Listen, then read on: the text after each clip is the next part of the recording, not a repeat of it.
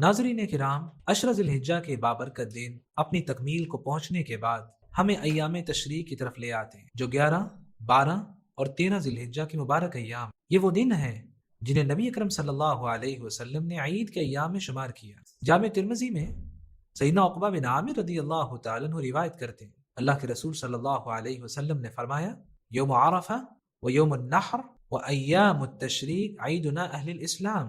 عرفہ کا دن 9 ذی الحجہ، قربانی کا دن عید الاضحیٰ اور ایام تشریق یہ 11، 12 اور 13 ذی الحجہ، یہ پانچوں دن ہم مسلمانوں کے لیے عید کے دن ہیں۔ آئیے جانتے ہیں کہ ان مبارک ایام کو ایک مسلمان کو کیسے گزارنا چاہیے۔ پہلی بات، یہ ایام عید کے دن ہیں، اس لیے ان دنوں میں روزہ رکھنا جائز نہیں ہے، یہ تو کھانے پینے اور تکبیرات پڑھنے کے دن ہیں۔ صحیح الجامع میں حمزہ بن عمر اسلمی رضی اللہ تعالیٰ عنہ بیان کرتے ہیں، نبی اکرم صلی اللہ علیہ وسلم نے فرمایا، ایام تشریق میں روزہ نہ رکھو، کیونکہ یہ تو اللہ کی طرف سے مہمانی کے طور پر کھانے پینے کے دن ہیں۔ اور صحیح الجامع میں نبیشہ حذلی رضی اللہ تعالیٰ عنہ کی حدیث کے یوں الفاظ ہیں، ایام التشریق ایام اکل و شرب و ذکر اللہ عز و جل۔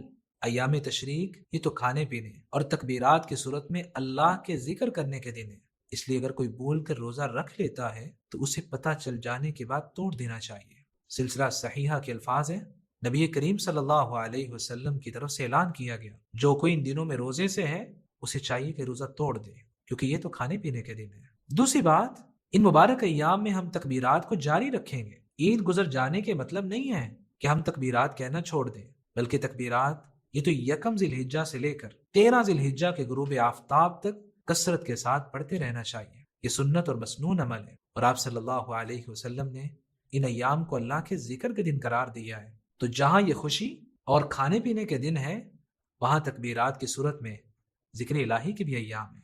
تیسری بات، جہاں ان ایام میں خود قربانی کا گوشت کھائیے گا وہاں اپنے پڑوس میں بیٹھے بیواؤں، یتیم، غرباء و مساکین کو کبھی نہ بھولیے گا، انہیں بھی تقسیم کریے گا۔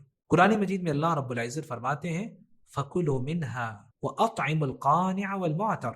قربانی کے گوشت میں سے خود بھی کھانا، اسے بھی کھلانا جو قناعت کر کے بیٹھا ہے، مانگنے نہیں آیا، اور اسے بھی کھلانا جو سوالی بن کے لینے آ گیا ہے۔ اسی طرح سیدنا ابو ایوب انصاری رضی اللہ تعالیٰ عنہ کہتے ہیں، فَيَأْكُلُونَ وَيُطْعِمُونَ۔ صحابہ کرام جب قربانی کرتے، جہاں خود اس کا گوشت کھایا کرتے تھے وہاں لوگوں کو بھی کھلایا کرتے تھے۔ ناظرین کرام، آج وہ صلہ رحمی، رشتہ داری، اخوت و محبت کی فضا منہدم ہو چکی ہے۔ آج ہماری زیادہ توجہ مختلف ڈشز کی طرف ہوتی ہے، گوشت کے اتنے حصے کو ہم نے بھون کر کھانا ہے، فلاں حصے کے ہم نے تکے اور کباب بنانے ہیں، اور ہم محتاج اور غریبوں کو بھول جاتے ہیں۔ کتنا ہی اچھا ہو کہ ہم عید کے ایام میں کچھ کھانا اضافی بنا لیں جو کسی غریب کے گھر بھجوا سکیں، اس کو بھی اپنی خوشی میں شریک کر سکیں۔ سیدنا ابو ذر غفاری رضی اللہ تعالیٰ عنہ کو یہی نصیحت فرمائی۔ صحیح مسلم میں، اذا طبخت مرقہ فاکثر ماءها وتعاہد جیرانک۔ ابو ذر، جب تم سالن پکاؤ تو اس میں شوربہ زیادہ کر لیا کرو اور اپنے ہمسائے کو بھی شامل کر لیا کرو۔ اور سلسلہ صحیحہ کی حدیث مبارکہ کیا کہتی ہے، لیس المؤمن الذی یشبع وجارہ جائع۔ وہ شخص کبھی بھی کامل مومن نہیں ہو سکتا جو خود تو پیٹ بھر کے کھانا کھاتا ہے جبکہ اس کے پڑوس میں بیٹھا غریب ساری رات بھوک کی وجہ سے کروٹیں چینج کرتا رہتا ہے۔ اور صحیح مسلم میں سیدنا ابو ہریرہ رضی اللہ تعالیٰ عنہ کی حدیث مبارکہ تو رونگٹے کھڑے کرنے والی ہے۔ حدیث کرسی ہے، اللہ رب العزت قیامت کے دن فرمائیں گے، یا ابن آدم، یا آدم کے بیٹے، استعمتک فلن تطعمنی، میں نے تجھ سے کھانا مانگا تھا مگر تم نے مجھے کھانا کھلایا ہی نہیں۔ بندہ آگے سے عرض کرے گا، یا رب وکیف اطعمک وانت رب العالمین، اے میرے رب میں آپ کو کیسے کھانا کھلا سکتا ہوں، آپ تو تمام جہان والوں کو پالنے والے ہیں۔ اللہ رب العزت فرمائیں گے، اما علمت انہ استطعمک عبدی فلان فلم تطعمہ، کیا تجھے علم نہیں تھا کہ میرے فلاں بندے نے تجھ سے کھانا مانگا تھا مگر تم نے اسے کھانا نہیں کھلایا تھا۔ اما علمت انک لو اطعمتہ لوجدت ذلک عندی، کیا تجھے علم نہیں تھا اگر تو اسے کھانا کھلا دیتا تو اس کے اجر کو آج میرے پاس پا لیتا۔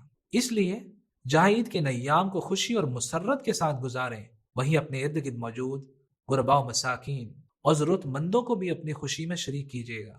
میری اللہ رب العزت سے دعا ہے، الہ العالمین ہم سب کی قربانیوں کو شرف قبولیت سے نواز دے، ہمیں اپنا تقرب نصیب فرما دے، ہماری کوتاہیوں سے درگزر فرما دے۔ رب کریم ہماری عید کو خوشی، صلہ رحمی اور برکتوں کا ذریعہ بنا دے، ہمارے دلوں کو ایک دوسرے کے قریب کر دے، ٹوٹے ہوئے رشتوں کو جوڑ دے اور ہمیں محتاجوں، مساکین اور کمزوروں کا سہارا بنا دے۔ الہ العالمین ہمارے گھروں میں سکون، ہمارے معاشرے میں محبت اور ہماری زندگیوں میں ایمان کی روشنی پیدا فرما دے، اور ہمیں دنیا اور آخرت کی ہر بلائی نصیب فرما دے۔ ہمیں جب تک رکھنا توحید اور سنت پہ قائم رکھنا، جب بلانا تو اس طرح زبان پہ کلمہ توحید ہو، جنت ہماری منتظر ہو۔ آمین۔ السلام علیکم ورحمۃ اللہ وبرکاتہ۔